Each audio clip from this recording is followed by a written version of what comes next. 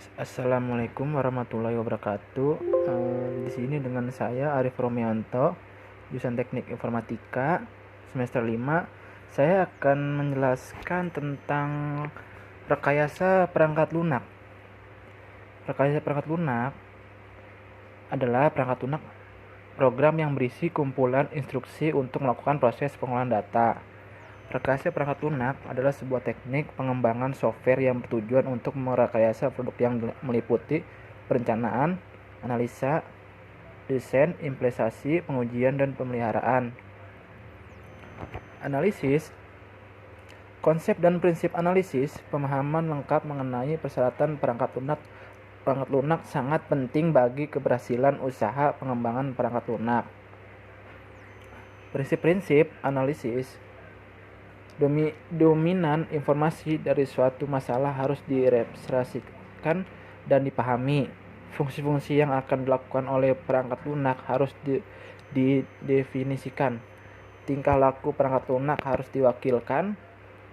Model-model yang menggambarkan informasi, fungsi, dan tingkah laku harus dipecah-pecah dalam suatu cara yang membongkar suatu detail dalam bentuk lapisan. Prototip software,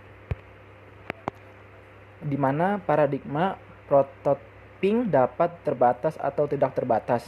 Pendekatan terbatas sering disebut throwaway prototyping. Dengan menggunakan pendekatan tersebut,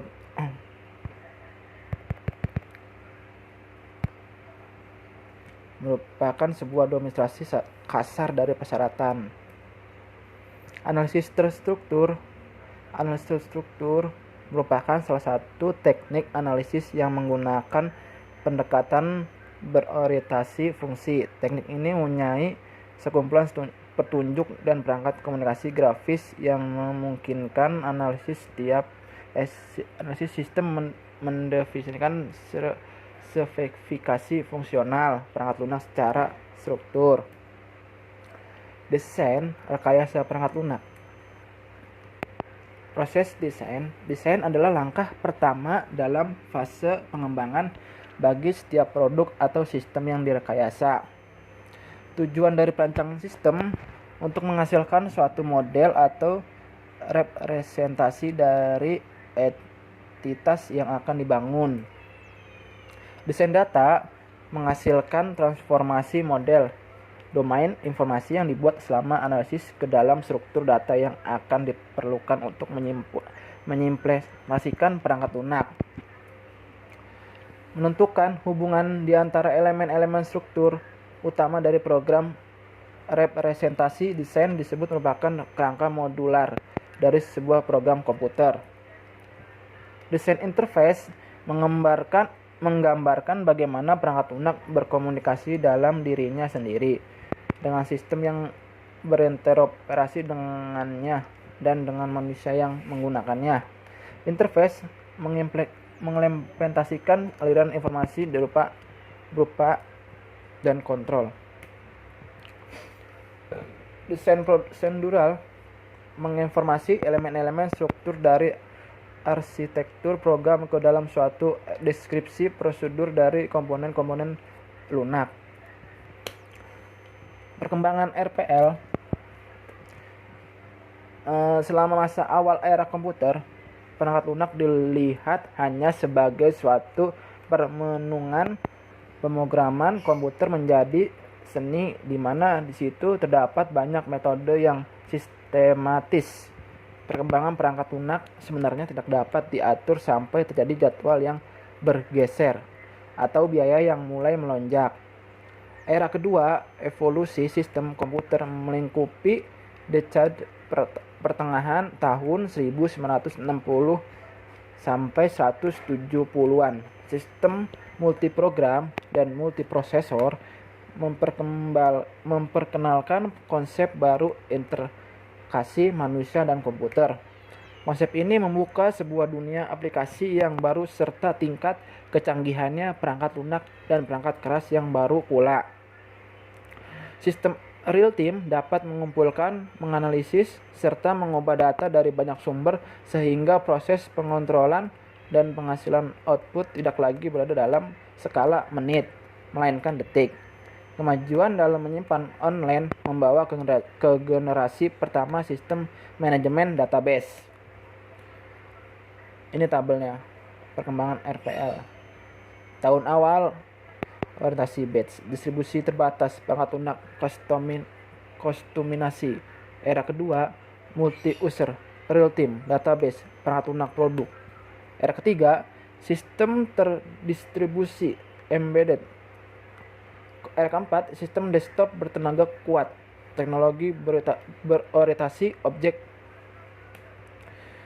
Deskripsi RPL. Secara umum, rekayasa perangkat lunak memakai pendekatan yang sistematis dan terorganisir terhadap pekerjaan karena cara ini seringkali paling efektif untuk menghasilkan perangkat lunak. Rekayasa perangkat lunak adalah disiplin ilmu yang membahas semua aspek produk perangkat lunak, mulai dari tahap awal, spesifikasi sistem, sampai pemeliharaan sistem setelah digunakan. Disiplin rekayasa. Rekayasa membuat suatu alat bekerja. Mereka menerapkan teori, metode, dan alat bantu yang sesuai. Semua aspek produk perangkat lunak. Rekayasa perangkat lunak tidak hanya berhubungan dengan proses teknik dari pengembangan perangkat lunak, tetapi juga dengan kegiatan seperti manajemen, proyek, perangkat lunak, dan pengembangan alat bantu, metode, dan teori untuk mendukung produksi perangkat lunak. Karakteristik RPL.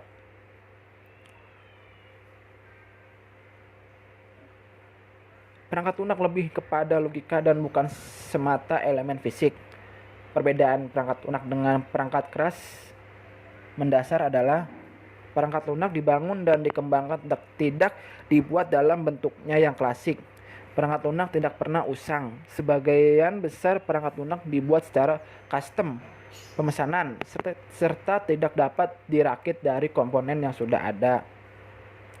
Komponen RPL bersamaan dengan berkembangan disiplin keteknikan diciptakan sekumpulan komponen perancangan standar. Reusability merupakan suatu ciri penting dari komponen perangkat lunak kualitas tinggi. Aplikasi RPL. Perangkat lunak dapat diaplikasikan ke bagian situasi di mana serangkaian produksial seperti algoritma telah didefinisikan. Pengecualian yang dapat dicatat pada aturan ini adalah sistem pakar dan jaringan saraf tiruan dalam aplikasi kecerdasan buatan. Object Oriented Software Engineering.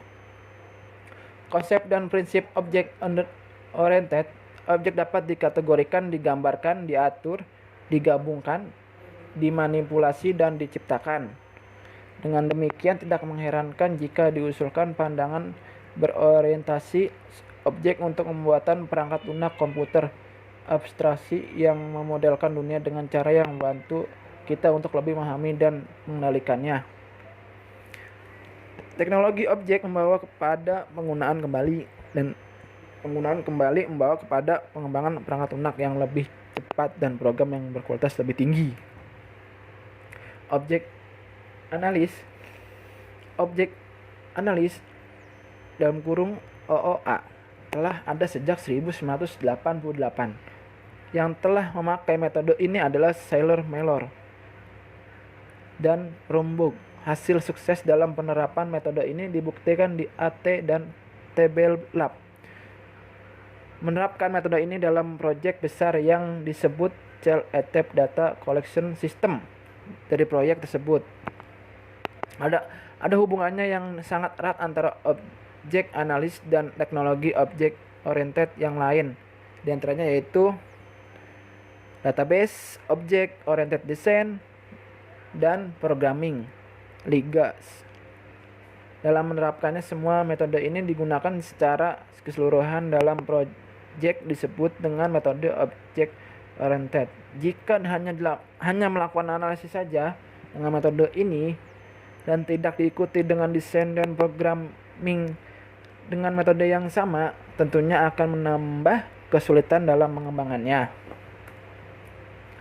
Sekian dari presentasi saya, semoga bermanfaat untuk kita semua. Saya ucapkan terima kasih atas perhatiannya. Mohon maaf apabila ada kekurangan dalam membacanya.